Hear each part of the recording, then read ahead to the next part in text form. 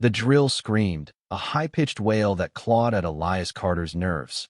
But it wasn't the sound that made his heart race.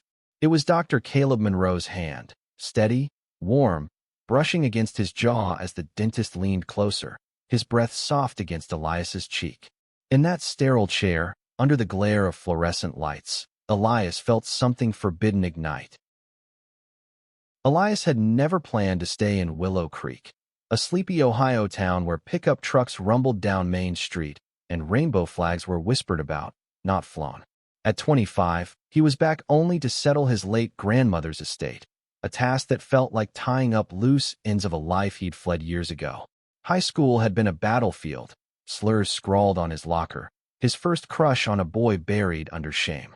He'd escaped to Chicago, where he could breathe, where he could be himself. But now, sitting in Dr. Monroe's dental chair for an emergency filling, Elias felt the past clawing him back. Dr. Caleb Monroe was new to town, a 30-year-old enigma with a smile that disarmed even the grumpiest farmers. His clinic was a beacon of modernity in Willow Creek, all sleek chairs and calming music, a stark contrast to the town's weathered charm. Elias had heard the rumors. Caleb was single, charming, and maybe, whispers in the diner suggested, different. That word, different, carried a weight here, a warning wrapped in curiosity. "Open wider," Caleb said, his voice low, professional, but with an edge that made Elias's pulse jump. Their eyes met for a split second, and Elias swore he saw something flicker in Caleb's hazel gaze, something that wasn't just clinical focus. The drill whirred again, and Elias gripped the armrests, trying to anchor himself against the storm brewing inside. It had started innocently enough. Elias's toothache hit 2 days ago, sharp and relentless, forcing him to book the only available appointment in town. He'd walked into the clinic expecting a quick fix, not a man who looked like he'd stepped out of a dream. Caleb's laugh was warm, his questions gentle. "How long's the pain been? Are you from around here?" But each word felt like a thread pulling Elias closer. By the time Caleb's gloved fingers tilted his chin, Elias was fighting more than just the pain in his tooth. "You're tense," Caleb said, pausing the drill. His hand rested lightly on Elias's shoulder, a touch that lingered just a beat too long. "Breathe.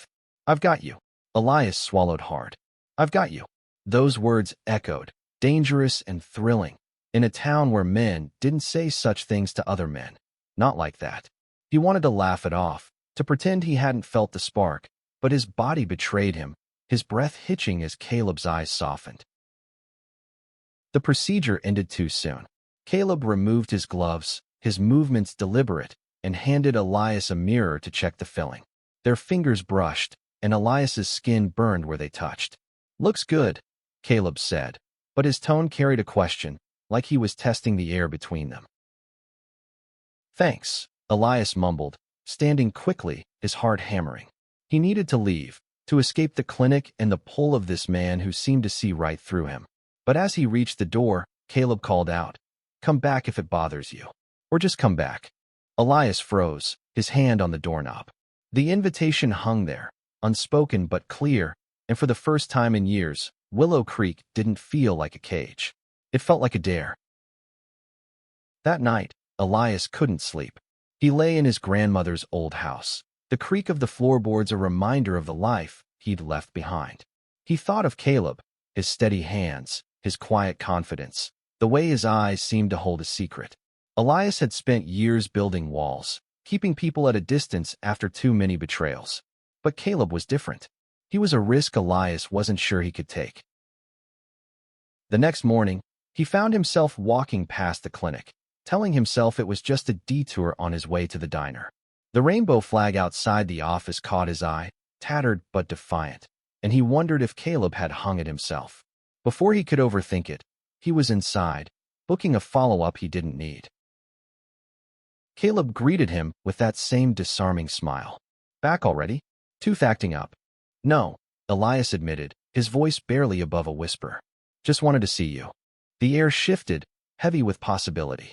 Caleb's smile faltered, replaced by something raw, unguarded. "Elias," he said, stepping closer, "you don't know what you're starting." But Elias did, and for the first time, He wasn't running.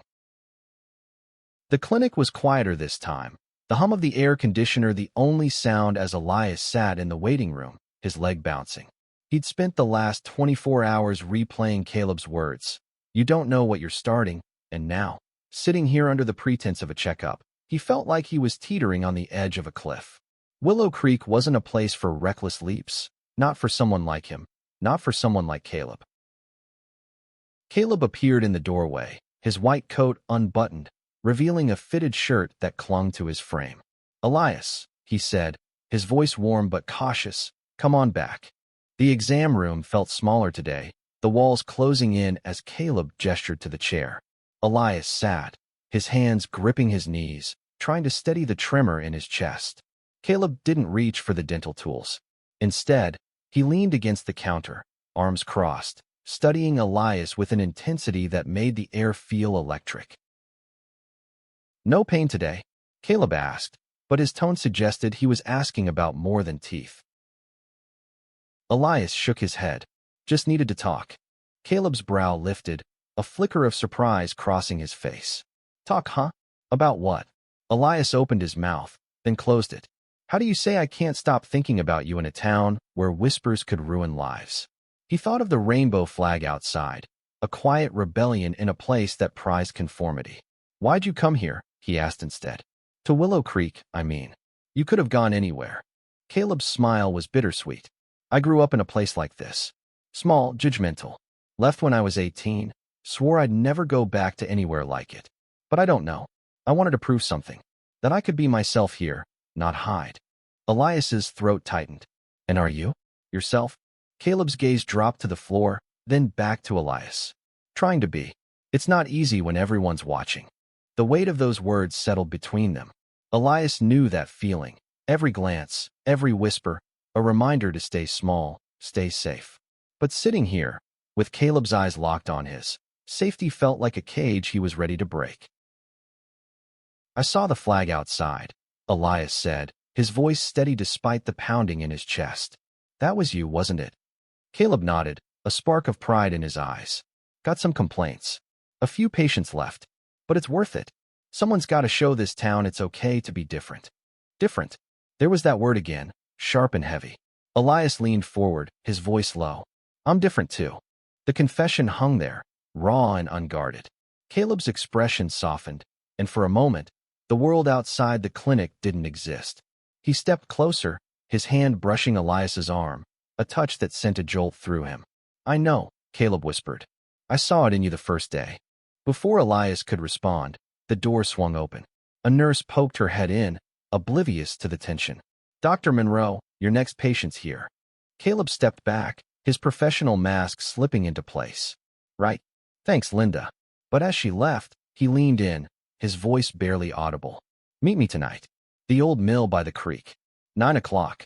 Elias nodded, his heart racing as Caleb's words sank in. A meeting, a secret, a step into the unknown. He left the clinic with a mix of fear and exhilaration, the town's familiar streets suddenly alive with possibility. That evening, the mill loomed dark against the twilight, its weathered boards creaking in the wind. Elias arrived early, his breath visible in the cool September air. He hadn't been here since he was a kid, sneaking out with friends to explore the abandoned structure. Now, it felt like a different kind of rebellion. Caleb was already there, leaning against a rusted beam, his silhouette sharp against the fading light. You came, he said, his voice carrying a mix of relief and nerves.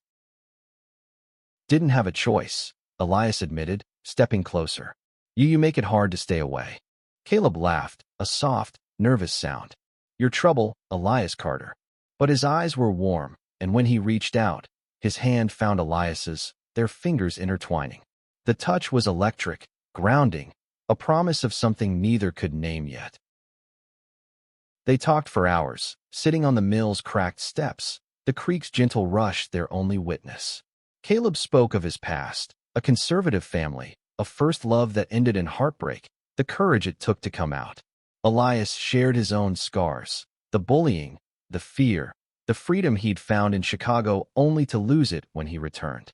Each word felt like a brick removed from the walls they'd built, and by the time the stars were out, Elias felt lighter than he had in years.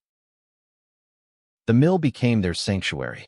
Over the next week, Elias and Caleb met there every night, stealing moments away from Willow Creek's prying eyes. Each meeting was a risk, but the thrill of Caleb's touch, his hand brushing Elias's cheek, his lips grazing Elias's knuckles, made it worth it. They were careful, always leaving separately, but the secrecy only deepened their connection. Elias found himself changing. The weight of his past, the shame he'd carried, began to lift. Caleb's courage was contagious, his quiet defiance a beacon. But the town wasn't blind. Whispers started, glances at the diner, hushed conversations at the hardware store. Elias overheard a neighbor, Mrs. Hargrove, muttering about that dentist and his flag, her tone sharp with judgment. One afternoon, Elias stopped by the clinic with a coffee for Caleb, a small gesture that felt monumental. The waiting room was empty, and Caleb was at the front desk, flipping through charts. When he saw Elias, his face lit up, but there was a tension in his eyes. "Trouble?" Elias asked, setting the coffee down. Caleb sighed, running a hand through his hair. "Got a call from the town council.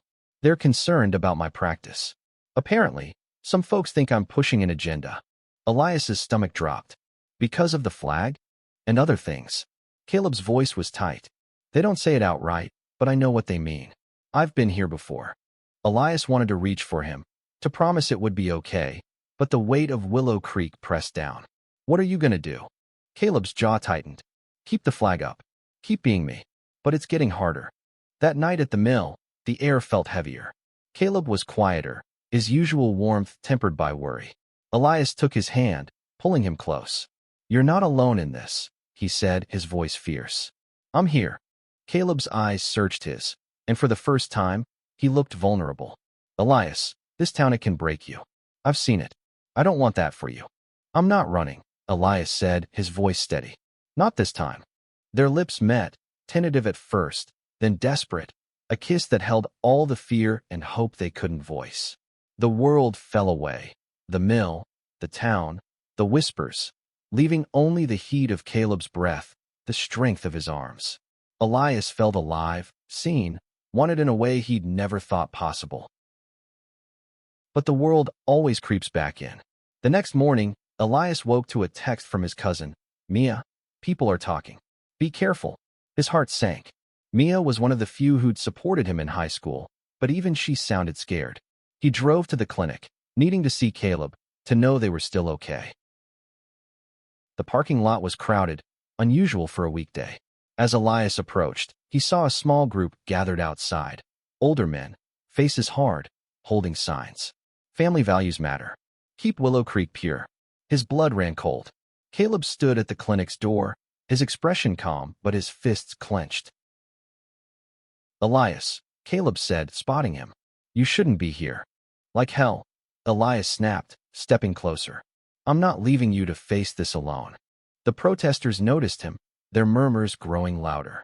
One, a burly man with a gray beard, pointed at Elias. "You're that Carter kid, aren't you? Figures you'd be mixed up with him."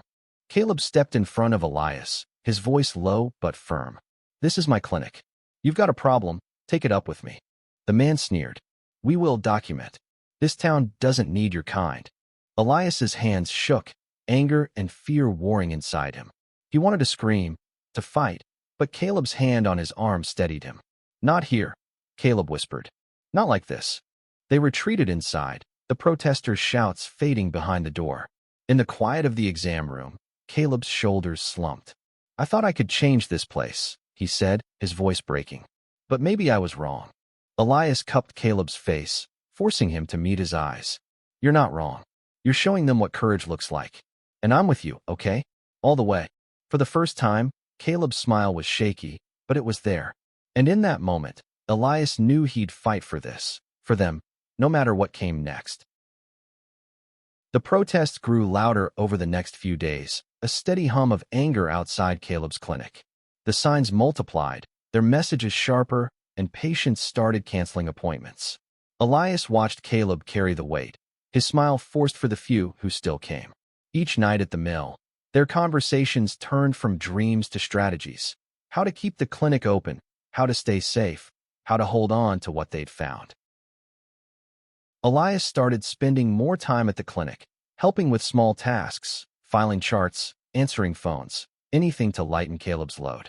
The nurses noticed, their glances curious but kind. Linda, the head nurse, pulled Elias aside one day. "You're good for him," she said quietly. "He's been alone too long." Her words warmed Elias, but they also scared him. Being good for Caleb meant being seen, and being seen in Willow Creek was dangerous. Still, he couldn't pull away. Caleb's touch, his laughter, the way he looked at Elias like he was the only person in the room. It was worth the risk. One evening, as they locked up the clinic, a brick sailed through the window, shattering glass across the waiting room. Elias froze, his heart pounding, as Caleb grabbed his arm and pulled him down. Outside, footsteps faded into the night. The rainbow flag lay in the dirt, torn from its pole. Caleb's face was pale, but his voice was steady. "Call the police. I'll check the damage." Elias's hands shook as he dialed, his mind racing. This wasn't just a brick, it was a warning. When the police arrived, their questions were perfunctory, their sympathy thin. "Probably just kids," one officer said, shrugging. "We'll look into it." Caleb didn't argue, but Elias saw the defeat in his eyes. That night, at the mill, Caleb was quiet, his hands clasped tightly in his lap. "I don't know how much longer I can do this," he admitted. "The clinic's bleeding money. If I lose it—" "You won't," Elias said fiercely. "We'll figure it out. Together." Caleb looked at him, his eyes searching. "Why are you still here, Elias? You could leave. Go back to Chicago. Be safe." Elias took Caleb's hand, his voice steady. "Because you're worth staying for. Because I'm done hiding." Their kiss was slow, tender, a promise sealed in the dark. But the weight of the town's anger lingered, a shadow they couldn't outrun. The next morning, Elias woke to a plan. He'd seen enough of Willow Creek's heart to know not everyone agreed with the protesters. There were allies, quiet ones, but they were there. Mia, his cousin, had already offered to help. Linda and the other nurses had stayed loyal. Even Mr. Thompson, the old hardware store owner, had slipped Caleb a note. "Keep fighting, son." Elias organized a meeting at the community center, a risky move but necessary. He and Caleb spent hours preparing, drafting a statement about the clinic's mission: care for all, no exceptions. Mia spread the word, and by evening, a small crowd gathered, a mix of patients, neighbors, and a few curious teens. The protesters were there too, lurking at the back, but Elias refused to back down. Caleb spoke first, his voice steady despite the hecklers. "This clinic is for everyone. I'm not here to push an agenda. I'm here to help. If you don't like who I am, that's your choice. But don't take it out on the people who need care." Elias watched, pride swelling in his chest. When it was his turn, he stepped forward, his voice shaking but clear. "I grew up here. I know what it's like to feel like you don't belong. But I'm done being afraid. And I'm not the only one." A few heads nodded, a murmur of agreement rippling through the crowd. Linda stood, her voice firm. "Dr. Monroe saved my grandson's smile. He's a good man. You don't have to agree with him, but you can't deny he cares." The room was quiet, the tension thick. Then Mr. Thompson stood, his voice gruff. "I've lived here 70 years. Seen a lot of hate. It's time we did better." The protesters didn't leave, but their voices grew quieter. For the first time, Elias felt a spark of hope. Maybe Willow Creek could change. Maybe they could stay. The community meeting was a turning point, but it didn't erase the tension. The protesters dwindled, but their signs stayed, a daily reminder of the fight. Caleb's clinic stabilized, with a few patients returning, but the financial strain lingered. Elias threw himself into helping, researching grants, rallying support online, even starting a small fundraiser with Mia's help. The response was slow but steady. Donations trickled in, enough to keep the lights on. At night, the mill remained their refuge. They'd lie on a blanket by the creek, sharing dreams of a future that felt possible now. Caleb talked about expanding the clinic, maybe adding a free dental day for kids.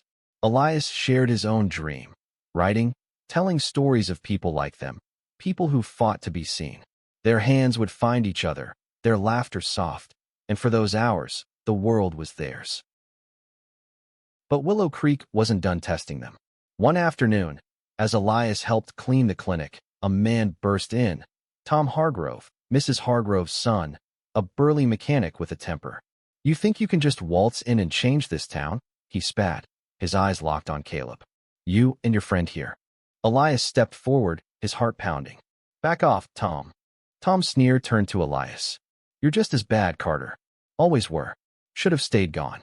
Caleb moved between them, his voice calm but firm. "This is my clinic, Tom. You've got no business here." Tom's fists clenched, but before he could say more, Linda appeared, her phone in hand. "I'm calling the sheriff, Tom. You want trouble, you'll get it." Tom hesitated, then stormed out, muttering threats. The air was thick with fear, but Caleb's hand found Elias's, squeezing tight. "You okay?" he asked. Elias nodded, but his chest ached. He'd faced bullies before, but this felt different, personal, dangerous. That night, he couldn't sleep, the memory of Tom's rage looping in his mind. When he met Caleb at the mill, he was quiet, his thoughts heavy. "We can't keep doing this forever," Elias said finally. "Hiding, fighting. What if it never stops?" Caleb's eyes were steady. "Then we keep going. Together. I'm not giving up on this, on us." Elias wanted to believe him, but doubt gnawed at him. He thought of Chicago, of a life where they could walk hand in hand without fear. But leaving meant abandoning the clinic, the flag, the small victories they'd won. It meant letting Willow Creek win. The next day, Elias found a letter slipped under the clinic's door. Unsigned, scrawled in sharp letters, "Leave or pay." His blood ran cold. He showed it to Caleb, who read it with a clenched jaw. "They're scared," Caleb said. "Scared of change. We can't let them win." But Elias saw the strain in Caleb's eyes, the toll of carrying this fight. He made a decision then, one he hadn't voiced yet. He'd stay, but he'd fight smarter. He started reaching out beyond Willow Creek. Local LGBTQ+ groups, regional news, anyone who could amplify their story. If the town wouldn't change on its own, he'd bring the world to its doorstep. By the end of the week, a small news crew from Columbus arrived, drawn by Elias's emails. They interviewed Caleb, Linda, even Mr. Thompson, capturing the clinic's story, the flag, the protests, the brick. Elias watched from the sidelines, his heart swelling as Caleb spoke with quiet strength. "This isn't just about me," Caleb said to the camera. "It's about every kid in this town who feels like they don't belong. They deserve to know they're enough." The segment aired that night, and by morning, the clinic's phone was ringing off the hook, not with threats, but with support. Donations poured in, messages of encouragement from strangers, even a few apologies from locals. Elias felt a shift, fragile but real. Willow Creek wasn't transformed, but it was listening. The news segment changed everything. The clinic's waiting room filled again, not just with patients, but with allies, people who'd seen the story, who'd heard Caleb's words, and felt something shift. The protesters didn't vanish, but their voices were drowned out by a growing chorus of support. A local church, led by a young pastor named Sarah, hung a rainbow flag of their own, a quiet act of defiance that made Elias's heart ache with hope. He and Caleb grew bolder. They held hands in the clinic's back office, stole kisses in the mill's shadows, let their guard down in ways they hadn't dared before. But the threats lingered. Another note, a slashed tire on Caleb's car. Each one was a reminder that love, even quiet love, was a battle in Willow Creek. One evening, as they sat by the creek, Caleb turned to Elias, his expression serious. "I want to do something big," he said. "A community health fair. Free checkups, dental screenings, everything. Show this town what we're about." Elias grinned. "You're crazy. I love it." Planning the fair consumed them. Elias coordinated volunteers, while Caleb secured supplies. Mia designed flyers, and Linda recruited nurses. Even Mr. Thompson pitched in, donating tables from his store. The event was set for the town square, a public declaration they couldn't hide from. The day of the fair dawned bright, the square buzzing with tents, music, and kids running through a bounce house. Caleb worked tirelessly, checking teeth, shaking hands, his smile unwavering. Elias watched him, pride swelling. This was Caleb's heart laid bare, a man who believed in care, in community, in fighting for what was right. But the protesters showed up, smaller but louder, their signs uglier. No place for sin. Protect our kids. Elias's stomach churned, but he kept working, handing out water, guiding patients to tents. Then he saw Tom Hargrove, his face red with anger, pushing through the crowd toward Caleb. Elias moved without thinking, stepping between them. "Not today, Tom," he said, his voice steady despite the fear clawing at him. Tom's eyes narrowed. "You think you're heroes? You're tearing this town apart." Caleb appeared, his hand on Elias's shoulder. "We're trying to build it up, Tom. You could help, you know." Tom laughed, bitter and sharp, but something in Caleb's calm seemed to unsettle him. He backed off, muttering, and the crowd's energy shifted, people stepping closer to Caleb, forming a quiet barrier. Sarah, the pastor, stood beside them, her voice clear. "This is what community looks like. You're either with us or you're standing in the way." The protesters left soon after, their signs drooping. The fair continued, louder, brighter, a victory carved from courage. That night, Elias and Caleb collapsed on the mill's steps, exhausted but alive with hope. "We did it," Caleb said, his voice soft. "We actually did it." Elias leaned into him, their shoulders touching. "Yeah, and we're not done." Their kiss was fierce, a defiance of every threat, every doubt. The creek sang, the stars burned, and for the first time, Elias believed they could stay, not just survive, but thrive. But the next morning brought a new challenge. An email from the state dental board, a formal complaint against Caleb, alleging unprofessional conduct. The words were vague, but the intent was clear. Someone, likely Tom or his allies, wanted Caleb's license, his livelihood, his life here destroyed. Elias's hands shook as he showed Caleb the email. "They can't do this," he said, his voice breaking. "They can't take this from you." Caleb's face was pale, but his eyes burned. "They can try, but I'm not going down without a fight." The complaint hung over them like a storm cloud. Caleb hired a lawyer, a sharp woman from Columbus who specialized in discrimination cases. She warned them it wouldn't be easy. The board was thorough, and small-town politics could sway decisions. Elias threw himself into research, digging up every regulation, every precedent, anything to bolster Caleb's defense. They spent nights at the mill, poring over documents, their hands brushing as they passed papers, their love a quiet anchor in the chaos. The town was divided now, the fair a spark that lit both hope and rage. Supporters rallied, Sarah's church hosted fundraisers, Mia organized a petition, and even Mr. Thompson testified to Caleb's character. But the opposition was relentless, fueled by fear and fueled by Tom Hargrove, who seemed to take Caleb's existence as a personal affront. The hearing was set for a crisp October morning in Columbus. Elias drove Caleb, the 2-hour trip silent, but for the hum of the radio. Caleb's hand rested on Elias's thigh, a small comfort. "Whatever happens," Caleb said, his voice low, "I'm glad I met you." Elias's throat tightened. "Don't talk like that. We're winning this."